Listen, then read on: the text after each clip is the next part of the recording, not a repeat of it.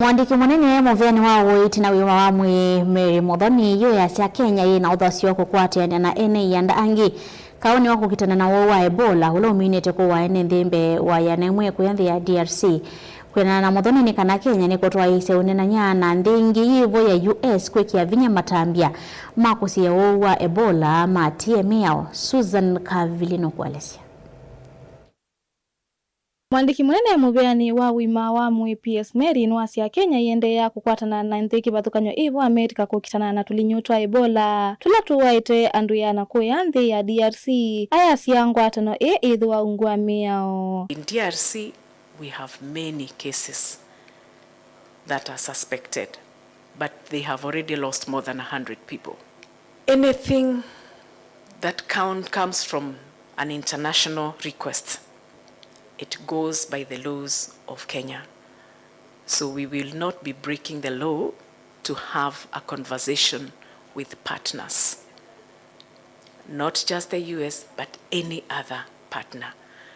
It goes by the laws of Kenya. So we want to affirm that our country we are ready, we are capable, and the ministry, we have taken all actions to ensure that we continue being guided. Ingi no awetaka na Kenya Ianda no kwatana nikenda kupingwa ituo sya kwisia Uwau Ayasya kwisia ti undu mweni indi ninzia imwe ya kukitana na tulinyutu otondu maikitanie no Uwau wa COVID-19. When there is a discussion around having an isolation center in Kenya, it's not a bad thing really, and it's a discussion.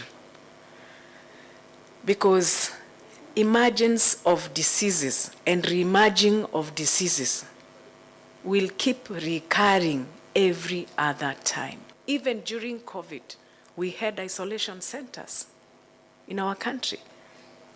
Even the counties are supposed to have isolation centers. Today we are at risk because of Ebola. Okavindani kwa serikali niongela ukunikili mipakani yonthe ya Nthi na muno kwa alama kuthinza wa Nthi maikithia mbikia bau Uwau wa Ebola andu na vika ba Kenya maikulia akenya kumana na sabali sitesya lasima kuthinzi ila siotalika tasina Uwau. As at yesterday, we do not have any confirmed case in Kenya. Yes, we have had samples. We have taken them to the laboratories, the designated laboratories, because not all laboratories have the capacity to do that. And we remain at risk of the disease importation, so let's all be careful. In response to the ongoing regional outbreak, we have been able to activate our national incident management system.